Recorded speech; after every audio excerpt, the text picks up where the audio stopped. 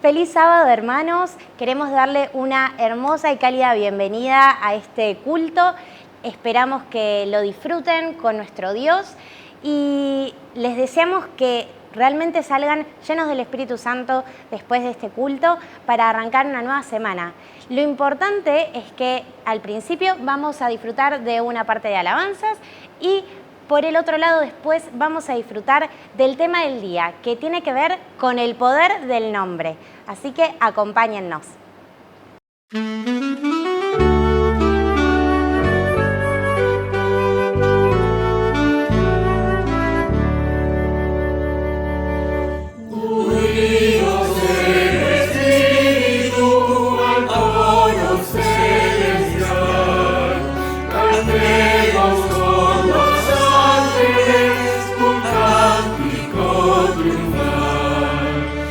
Si vertimos lágrimas al frente de la cruz, rebose hoy de júbilo, pues vive el buen Jesús.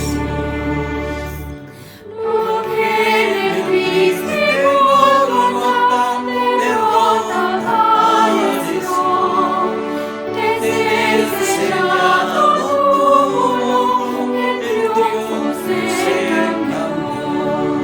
vencido el enemigo está, menguado su poder, y el alcanzó su digno, ya no habrá desfallecer.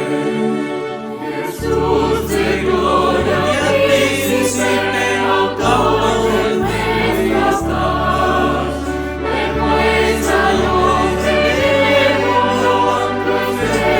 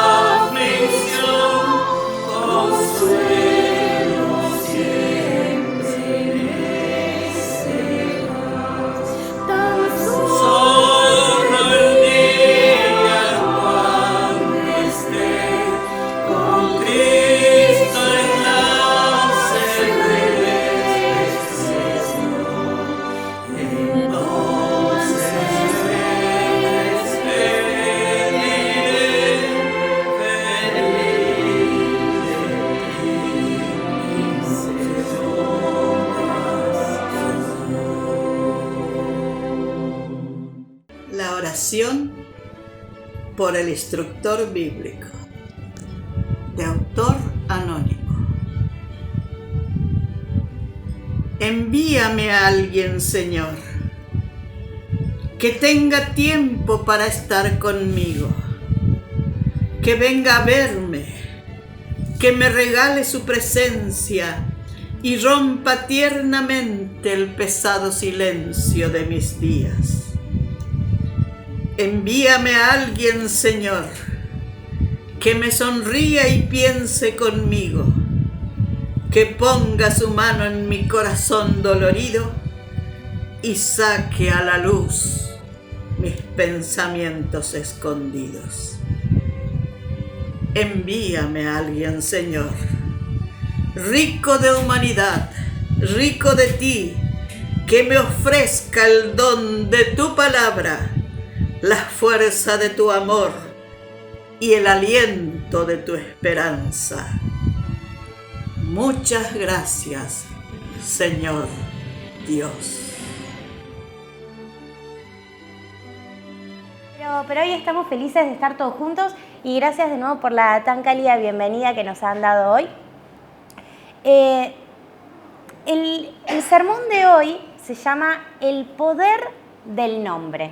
Ya van a ir viendo por qué, ¿sí? Vamos a cerrar un poco con esa idea, pero al principio me gustaría por ahí repasar un par de ideas que son tal vez básicas para ustedes. Tal vez esto ya lo saben, pero a mí la verdad que últimamente me está pasando que repasar ciertas cosas que parecen ser básicas para cristianos, a veces vienen bien. Volver a repasarlas como si fuera la primera vez.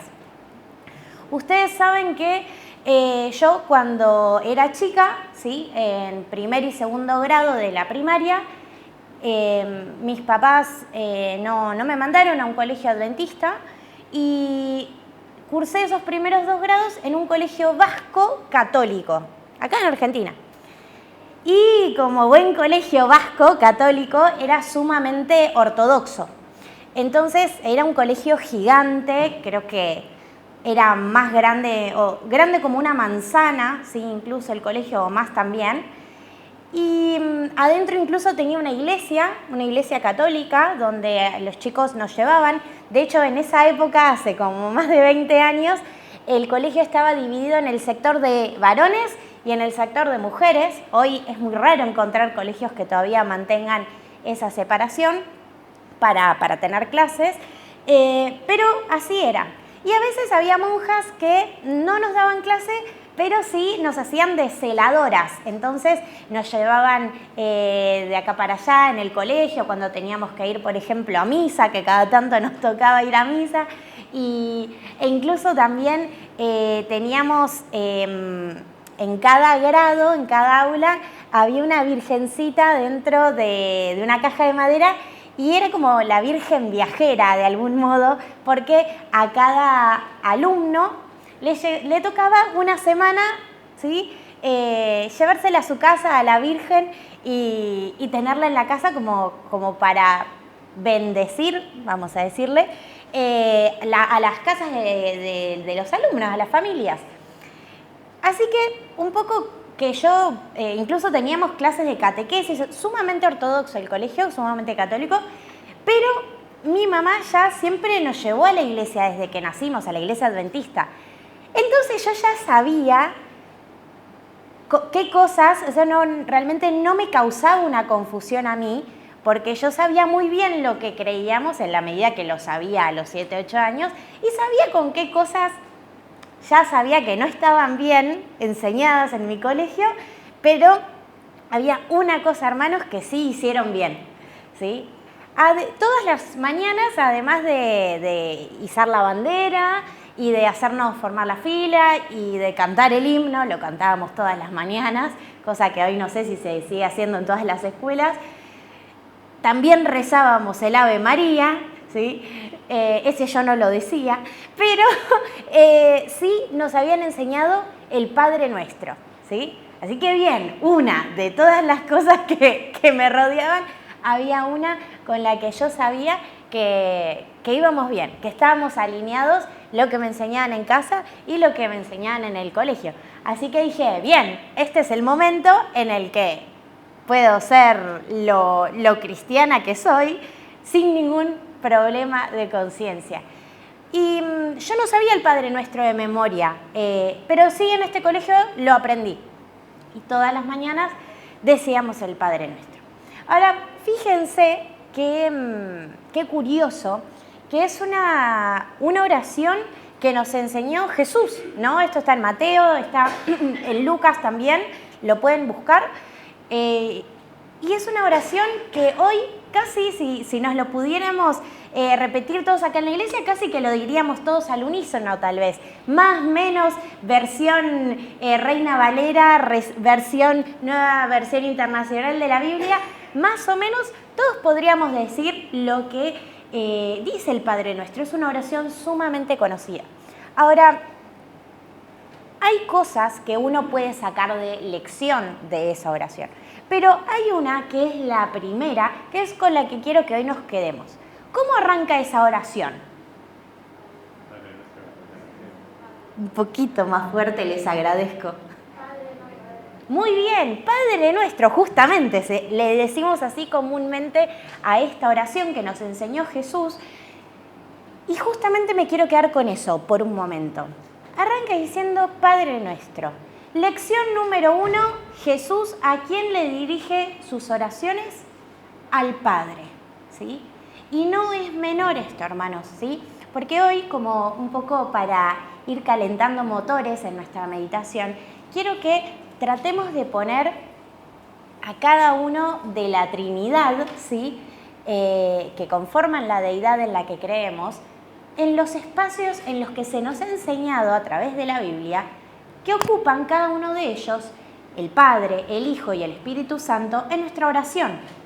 Entonces, el Padre va a ser, en primer lugar, ya nos está aclarando Jesús en esta oración tan conocida, que es nuestro destinatario de las oraciones, ¿sí? Es a quien le dirigimos nuestras alabanzas, nuestros ruegos, ¿sí? Nuestros agradecimientos, nuestras intercesiones por otros, ¿sí?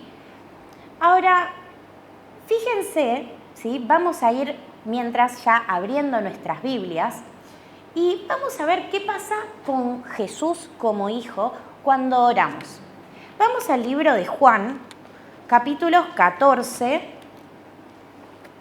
versículos 13 y 14. Vamos al libro, repito, de Juan, capítulo 14, versículos 13 y 14.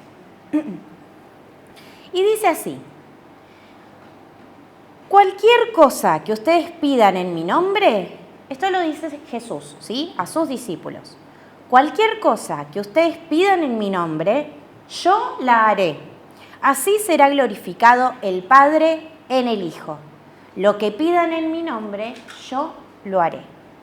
Y un poquito más adelante, en Juan 16, 23 y 24, dice lo siguiente: en aquel día ya no me preguntarán nada. Ciertamente les aseguro que mi Padre les dará todo lo que pidan en mi nombre. Hasta ahora no han pedido nada en mi nombre.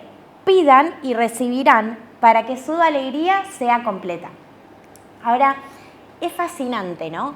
Porque Jesús mismo le dice, hasta ahora, Jesús, ¿en qué momento de su vida está? Está en su ministerio, pero ya se estaba acercando el momento de su muerte.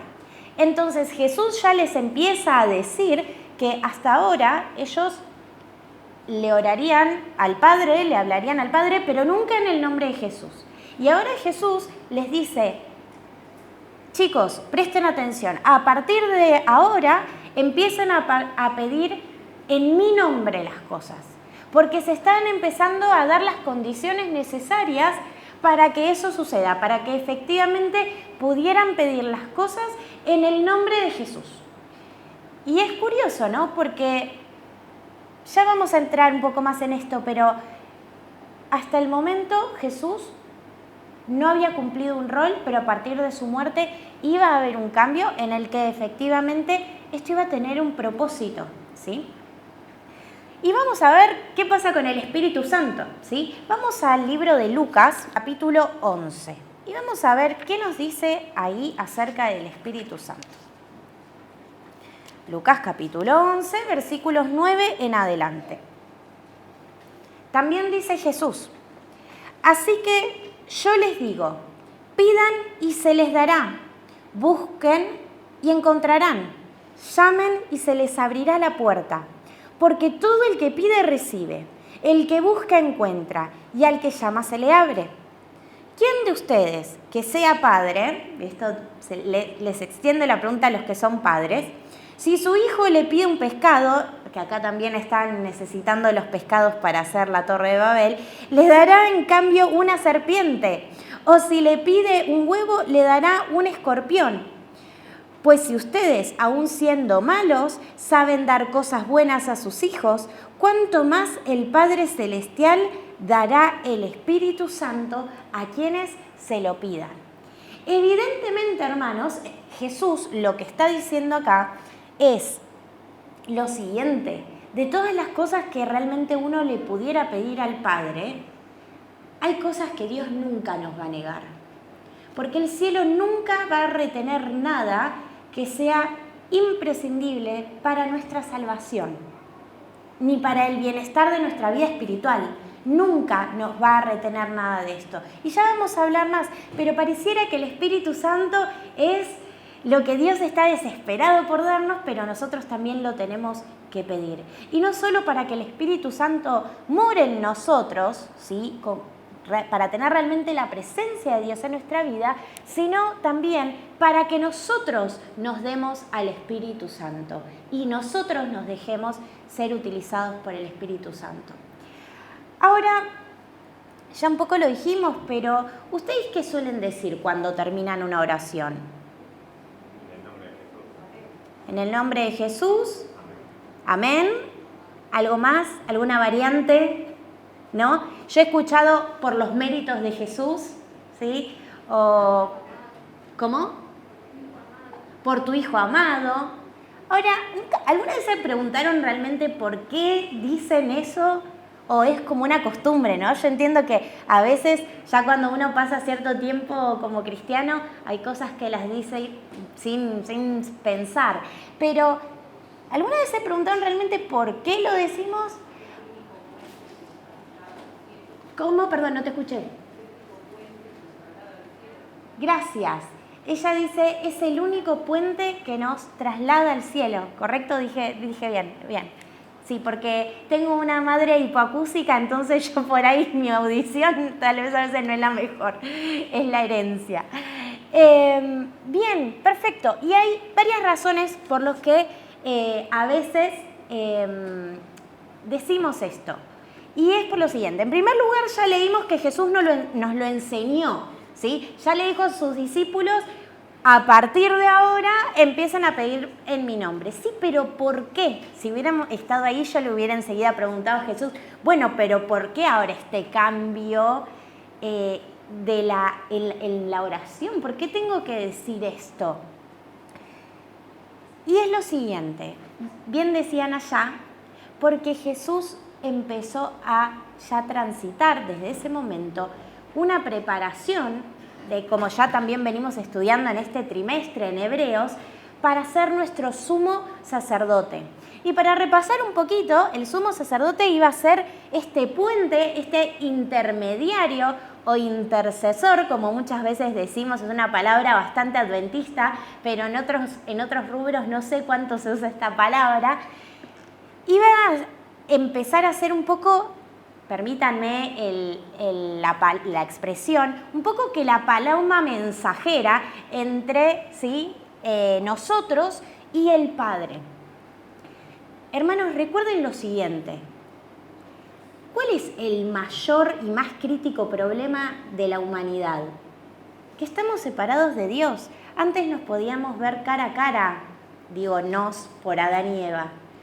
Y el pecado corrompió todo eso y ya no estamos unidos con el Padre de la misma manera. Ahora, esta función de Jesús viene a continuar con una resolución para eliminar el problema de la separación que tenemos con el Padre por el pecado. Y Jesús venía a hacer eso, venía a ser nuestro sumo sacerdote, ¿sí? Nos iba a venir a representar adelante del Padre, ¿sí? Hasta que se termine de resolver el problema del pecado.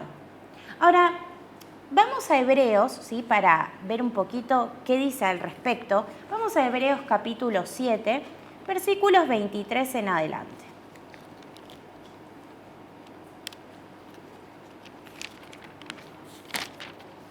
Dice lo siguiente: ahora bien, como aquellos sacerdotes, aquellos son los del antiguo Israel, ¿sí? La muerte les impedía seguir ejerciendo sus funciones, porque prácticamente todas las personas de las que sabemos a través de la Biblia fallecieron, ¿sí? Ha habido muchos de ellos, pero como Jesús permanece para siempre, su sacerdocio es imperecedero, es decir, no se acaba nunca. Por eso también puede salvar por completo a los que por medio de él se acercan a Dios, ya que vive por siempre para interceder por ellos. Amén, hermanos, porque saben que acá estas pequeñas palabritas que dicen por medio de él hacen toda la diferencia para nosotros.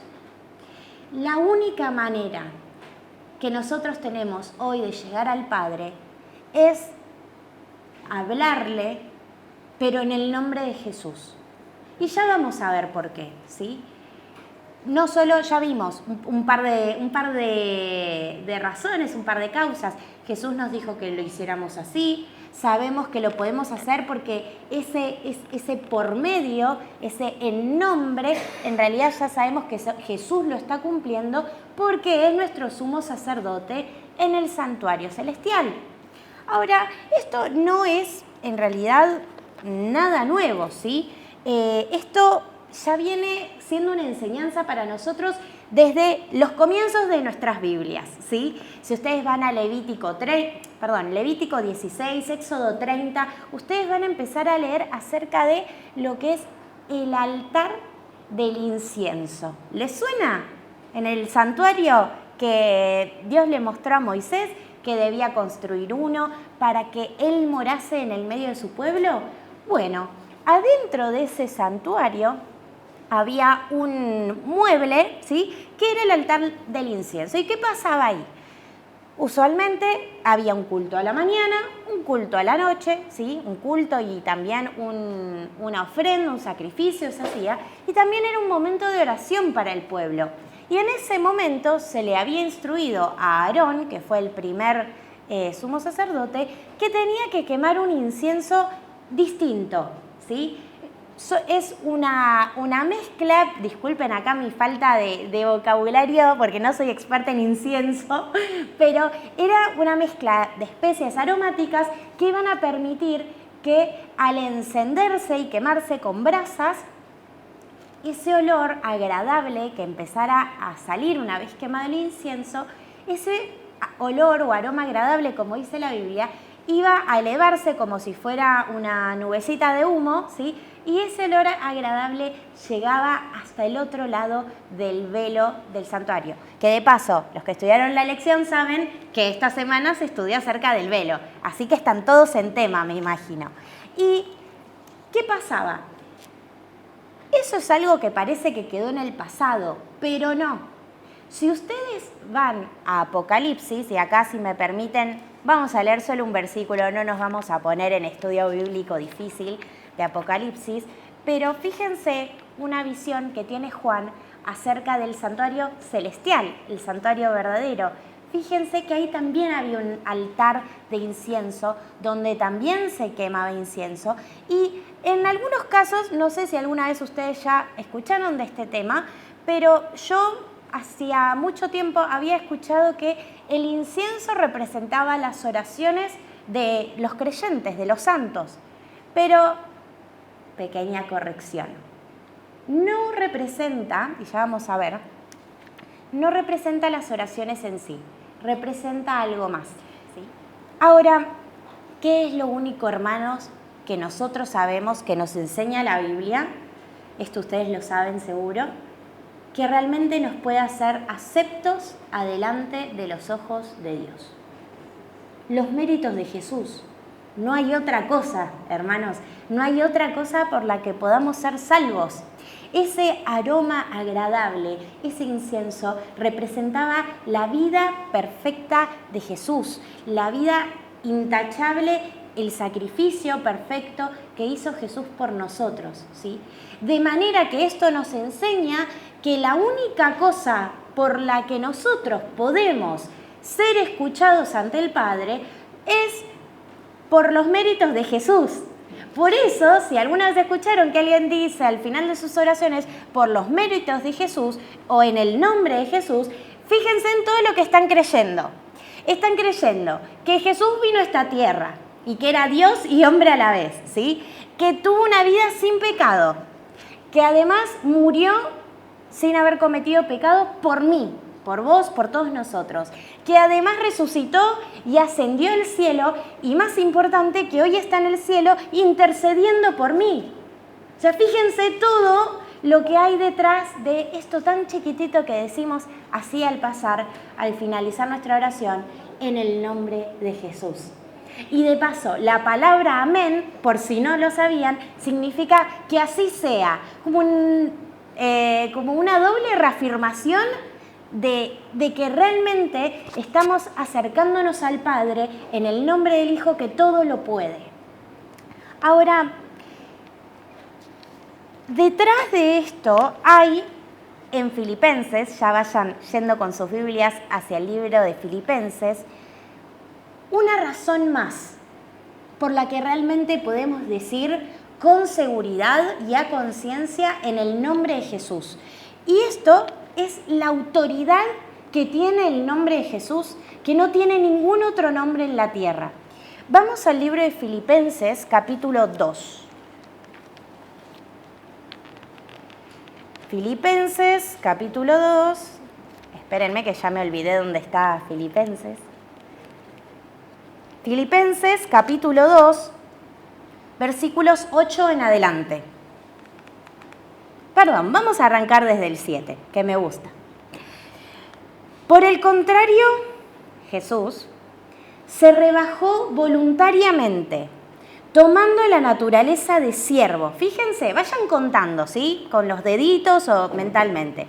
Fíjense todo lo que hizo Jesús y cómo nos va a ir llevando Pablo a esta conclusión de la autoridad del nombre de Jesús.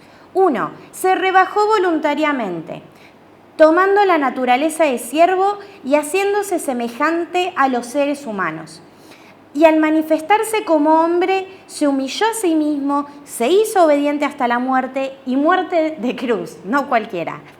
Por eso, por todo esto, Dios lo exaltó, el Padre, hasta lo sumo, y le otorgó el nombre que está por sobre todo nombre, para que ante el nombre de Jesús se doble toda rodilla en el cielo y en la tierra y debajo de la tierra, y toda lengua confiese que Jesucristo es el Señor, para gloria de Dios el Padre. Tremendo, ¿no? Tremendo, porque realmente, hermanos, cada vez que decimos en el nombre de Jesús, evidentemente no solo tenemos todas las razones del mundo para hacerlo, sino que además esto es sumamente poderoso, ¿sí? Ustedes en la Biblia van a leer un montón de historias de personas totalmente reales. Yo a veces cuando escucho, o mismo yo digo sin querer, los personajes de la Biblia, en realidad no eran personajes, eran personas. Personaje me suena más como si fuera una novela, una obra de teatro, pero fueron personas, y estas personas sufrieron burlas, sufrieron persecución, corrieron riesgo de muerte, muchos se murieron, ¿sí?, por invocar o por seguir al nombre, el nombre de Jesús, hermanos. Y tal vez eso no sea el lado más lindo de la historia, aunque son historias muy poderosas. Pero realmente el momento en el que vemos que hay poder en el nombre de Jesús es cuando leemos las historias más del Nuevo Testamento, cuando leemos acerca de los milagros, de las sanaciones, de las conversiones. ¿Saben por qué, hermanos? Porque en el nombre de Jesús hay liberación, hay perdón, hay resolución de conflictos, hay paz, hay alegría, hay tranquilidad, hay seguridad, hay compañía también. Porque muchas veces no hay ni tranquilidad ni paz, pero hay confianza. Y en el nombre de Jesús puede haber sanidad también, y puede haber sustento, y puede haber esperanza, y hay futuro, y hay salvación, y hay reconciliación eterna y segura con el Padre. Hay poder realmente en el nombre de Jesús, hermanos. Por eso, hoy, sí, quisiera ir cerrando esta meditación con lo siguiente, si me acompañan al libro de Hechos. Porque Lucas, que quien es más probable que haya escrito este libro,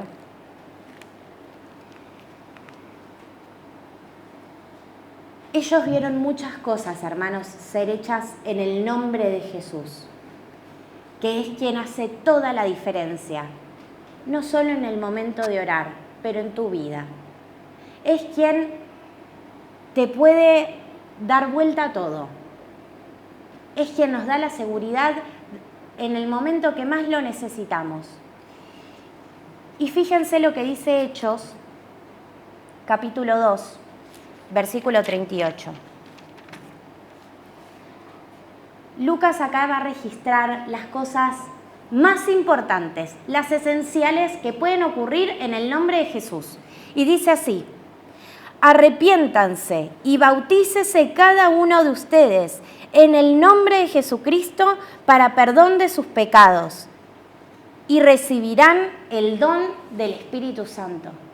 ¡Qué promesa, hermanos! Porque realmente el mayor problema que tenemos hoy cada uno de nosotros, probablemente, tal vez me equivoque, tal vez no haya sido ninguna de las cosas que mencionamos al momento de orar antes de la escuela sabática, o tal vez no haya sido ninguna de esas. En realidad, nuestro mayor problema es que estamos separados de Dios. Y lo que nos está diciendo acá Lucas es que, ¿sabes qué? El mayor problema que tenés es que estás separado por el pecado. Y ¿sabes qué? En el nombre de Jesús eso va a ser resuelto. Y en el nombre de Jesús no tenés que vivir en la miseria de tus malos hábitos, de tus malas costumbres, de tus propios caminos. En el nombre de Jesús podés vivir en un camino de libertad, de amor, de gozo eterno, de esperanza y de comunión con el Espíritu Santo. Y eso es lo que más está esperando que Dios le pida en el nombre de Jesús. Porque eso lo es todo, y si tenemos eso, lo tenemos todo. Y por último, Hechos 4, versículo 12, dice lo siguiente: de hecho, en ningún otro hay salvación, porque no hay bajo el cielo otro nombre dado a los hombres mediante el cual podamos ser salvos. Por si habías estado un poco distraído en la semana, tu verdadera necesidad era esta. Yo sé que uno se deja llevar, yo soy la primera en dejarse llevar por las cosas diarias de la vida cotidiana, los problemas reales que tenemos en este mundo real. No todo en este mundo es del plano espiritual. Vivimos en un mundo y Dios sabe nuestras necesidades. Pero recordá, si se te había olvidado, que tu mayor necesidad era ser salvo o salva. Y que en el nombre de Jesús podés serlo, si vos lo aceptás. Mi deseo, hermanos, es este. En primer lugar,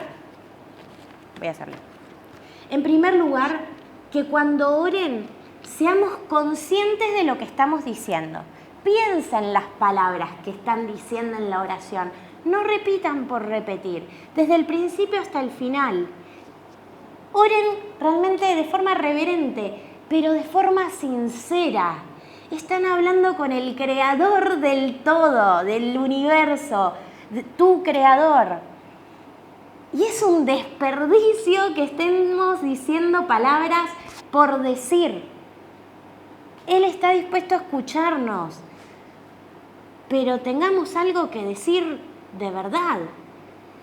Y seamos sinceros, seamos reverentes y digamos y contemos con el nombre de Jesús, porque eso es todo lo que va a marcar la diferencia. Es gracias al nombre de Jesús que hoy podemos ser escuchados, que nuestras oraciones se traduzcan, que nuestros corazones sean convertidos, que podamos ser amoldados a la eternidad que nos espera.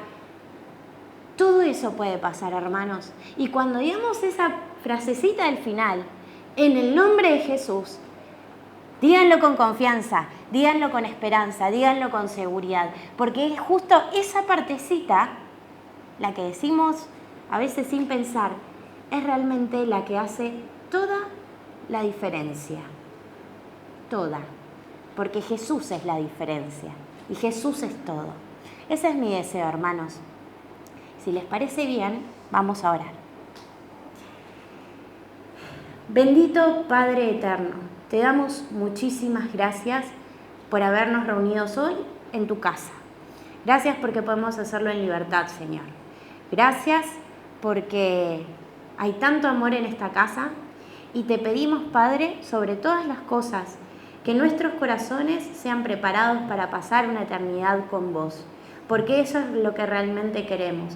Yo creo que todos mis hermanos acá y yo también queremos volver a encontrarnos con vos. Y estamos esperando la venida de tu Hijo, Señor, para que todo esto termine. Pero mientras tanto, te pedimos que tu Espíritu Santo nos prepare y que nos dejemos transformar, Señor, porque muchas veces nos cuesta. Pero te pedimos, Señor, que por favor tu Espíritu Santo nos use, nos transforme y haga de nosotros todo lo que vos querés que seamos. Te pedimos que nos des una vida de oración de verdad, auténtica, Señor. Y lo pedimos todo esto también para que esta familia siga creciendo en tu espíritu, en amor y en esperanza. Y también te rogamos, Padre, que ahora al retirarnos a nuestros hogares, que también estés con nosotros en este santo sábado, en lo que digamos, en lo que pensemos y en nuestras intenciones. Te lo pedimos todo en el bendito, santo y poderoso nombre de Jesús. Amén. Bueno, hermanos, queremos desearles una excelente semana ahora. Esperamos que hayan disfrutado este hermoso culto en sus casas y recuerden que todos los sábados hay nuevo contenido a través de este canal a las 11 de la mañana, ¿sí?